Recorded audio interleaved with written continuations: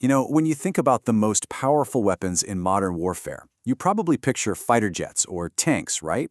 But in the wars in Iraq and Afghanistan, one of the deadliest, most effective weapons was actually, well, it was basically a low-tech bomb made from spare parts, the IED. And this thing didn't just change tactics on the ground, it literally forced the creation of a whole new kind of soldier. Think CSI, but in a combat zone. Let's get into how these simple bombs kicked off a massive revolution in military intelligence. Okay, so explosive traps aren't new, right? They've been around for ages. But what we saw in the 21st century was a complete game changer. See, we used to call them booby traps, and they were mostly just a pain, something to slow down a patrol. But the modern IED, that's a whole different beast. It wasn't a nuisance tactic anymore. It became a primary weapon. The goal shifted from just wounding a few soldiers to causing absolutely massive casualties. For an enemy with less advanced tech, this was a huge strategic advantage. And when we say improvised, we really mean it. Just look at this. On the left, you've got a standard military artillery shell, but it's been rewired, totally rigged to blow up in a way it was never meant to. And on the right, that's something built from scratch, a homemade pressure plate, probably buried in a road, just waiting for a truck to drive over it. I mean, insurgents were using anything they could get their hands on.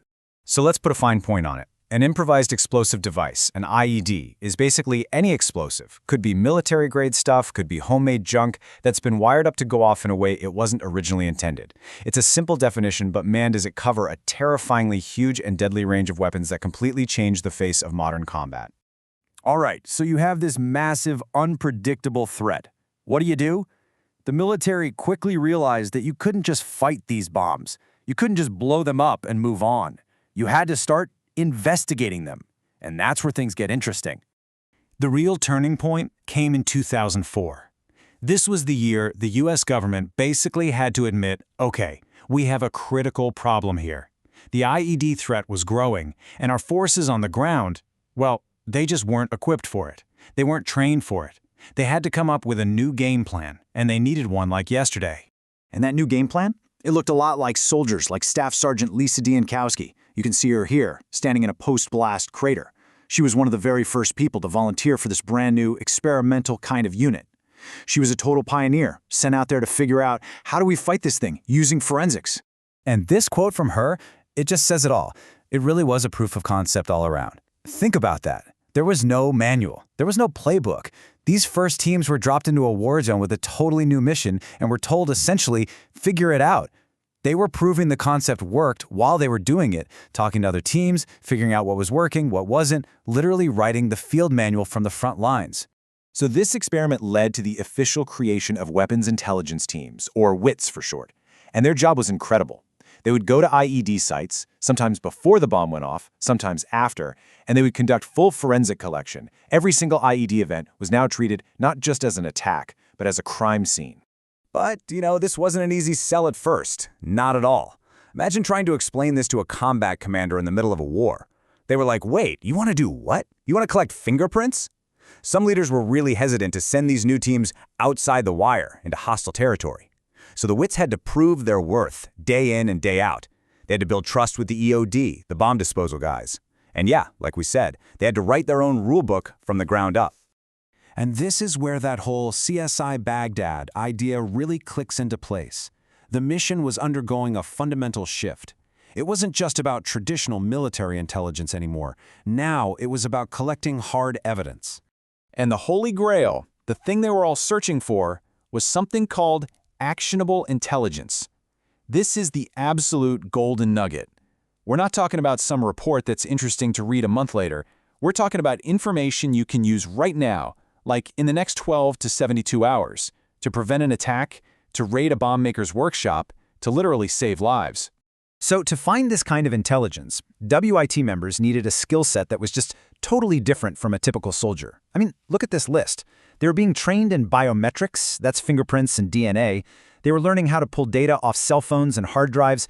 They were detecting microscopic explosive residue, tracking enemy movements, identifying foreign weapons, and on top of all that, writing these super detailed reports that could actually hold up in a court of law. It's an incredible combination of skills. So you can see they were really operating on two parallel tracks at the same time. On one hand, they're basically crime scene investigators gathering evidence that could be used to prosecute a terrorist in court. But on the other hand, they're intelligence collectors, feeding that critical info to commanders to help them take down the entire bomb-making network. They were walking this line, part cop, part spy. But here's the crazy thing. This new approach, it worked. It worked so well, in fact, that it created a brand new, totally unexpected problem. You could say they became a victim of their own success. So these teams are out there and they're just hoovering up evidence, especially digital stuff. Cell phones, SIM cards, laptops, flash drives, you name it. They're grabbing it from every raid, every blast site. But then what? Where does all this stuff actually go to be analyzed? Well, that was the problem. All this incredibly valuable digital media was being boxed up and shipped to just a couple of highly specialized labs in-country. You had tons of wits out there collecting data, but only a few places that could process it. It created this huge intelligence traffic jam. That life-saving, actionable intelligence we talked about, it was just sitting in a pile, waiting in line, getting older and less useful by the minute. And what's really wild is that this wasn't a new problem. The exact same thing had happened back home in civilian law enforcement. Years earlier, the FBI set up these regional labs to handle all the digital evidence from cases, and guess what? They were immediately overwhelmed. We're talking case backlogs of up to a year. Now, the military was making the same mistake, but on a battlefield, a delay of a year or even a month is an absolute eternity. So the answer wasn't just to build more expensive labs. That would take too long and cost too much. The real solution was a total shift in thinking, a change in the entire philosophy of how you handle digital evidence in the first place. In this simple idea, the processing pyramid was the elegant solution. It's brilliant, really.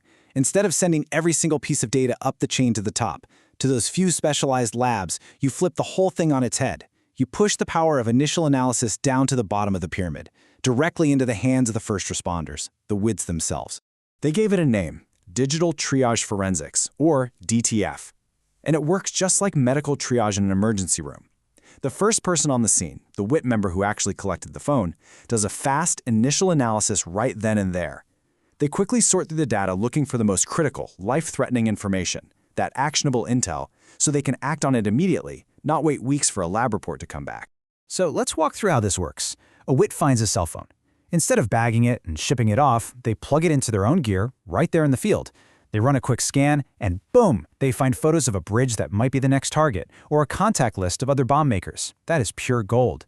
They can hand that info to a commander right away. Only the really tricky stuff, the heavily encrypted devices, get sent on to the big labs. Just like that, the bottleneck was gone. And you know what the best part of this whole solution was? It didn't require a bunch of new, expensive gear or years of new training. The WITs already had the tools and the skills. This new approach, this digital triage, simply empowered them to use the stuff they already had to make a real-time difference. It was about unleashing their potential, turning that data into life-saving intelligence in minutes, not months. So this whole journey, from low-tech bombs to high-tech forensics, leaves us with a really big question for the future. The IED threat basically forced the military to blend combat operations with criminal investigation. And as data becomes woven into literally every aspect of our lives, does that mean that every future war will also be a forensic investigation at its heart? Pretty wild to think about, isn't it?